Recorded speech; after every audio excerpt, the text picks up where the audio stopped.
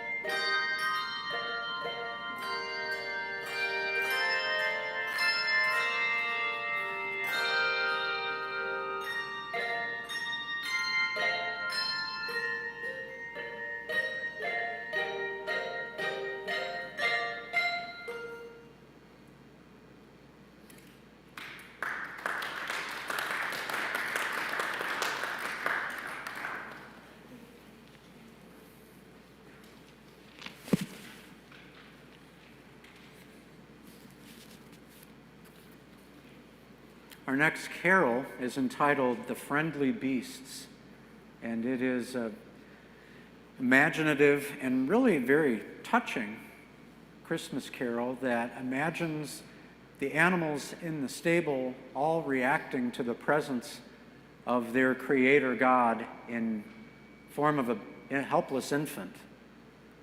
The first stanza reads as follows: Jesus, our brother, kind and good, was humbly born in a stable rude, and the friendly beasts around him stood. Jesus, our brother, kind and good.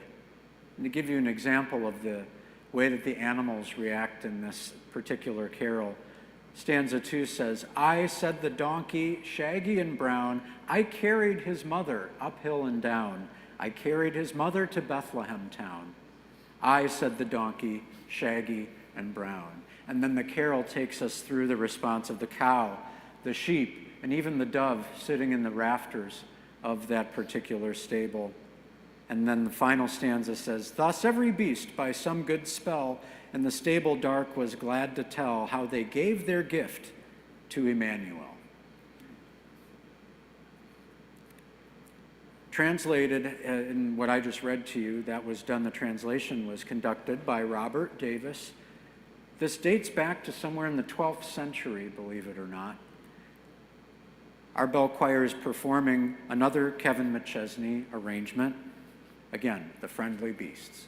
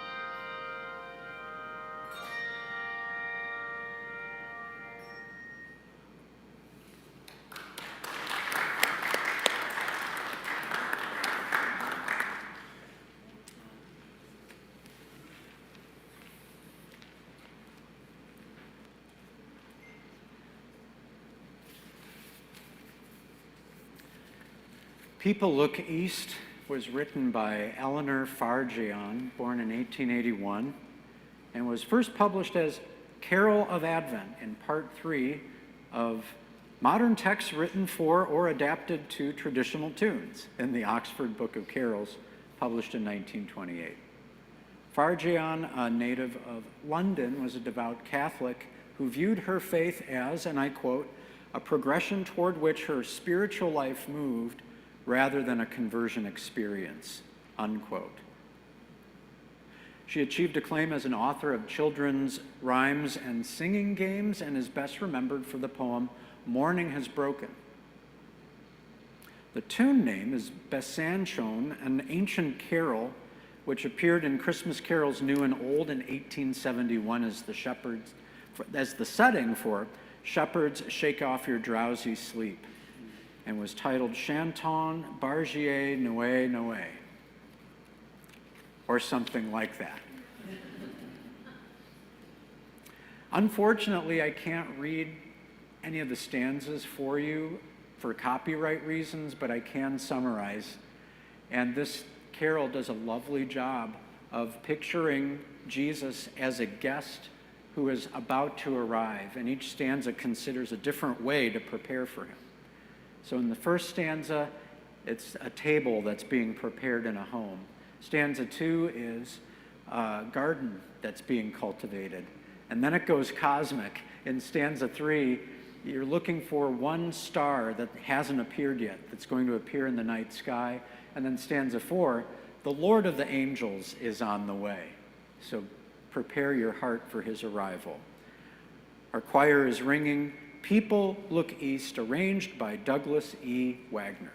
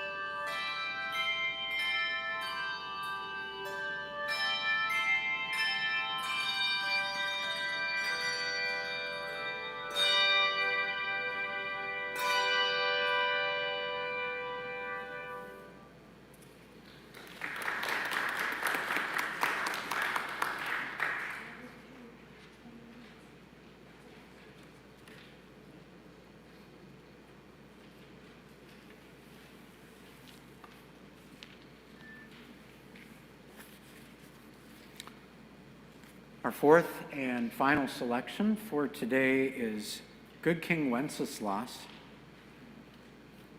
This is a familiar hymn, especially to those who have seen a great Boar's Head festival, different celebrations, iterations of that.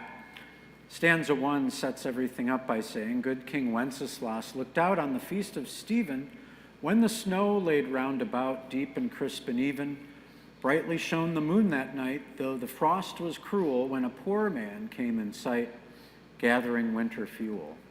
And the rest of the stanzas continue to tell the story of the king and the page, addressing the needs of that poor man.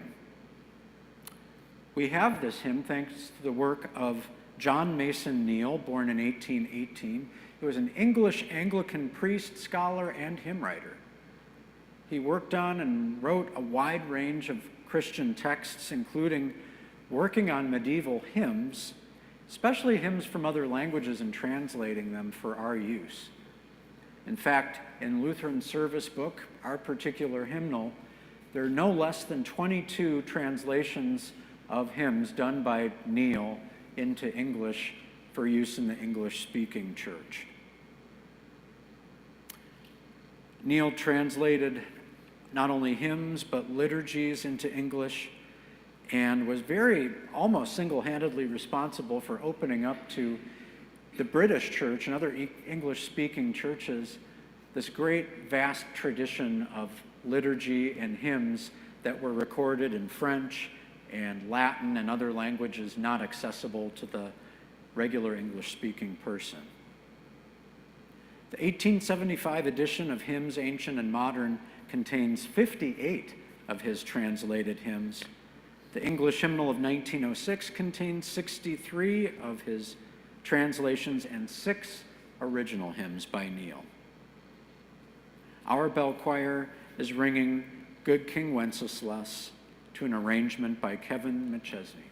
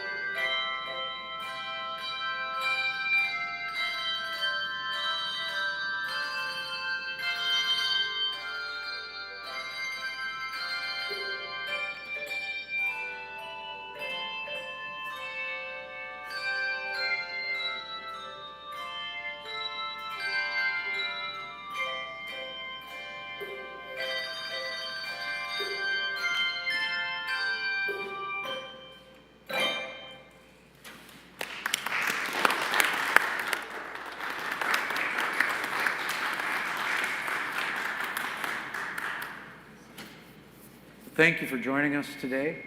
I would like to also thank you, those of you who watched online, and we would welcome your interaction with the post. Like, comment, definitely share it to your timeline, help us get the word out that our joy of this season is in Jesus Christ, our Savior. It's his birth that we celebrate. One more time, let's hear it for our bell choir under the direction of Leah Spisak, please.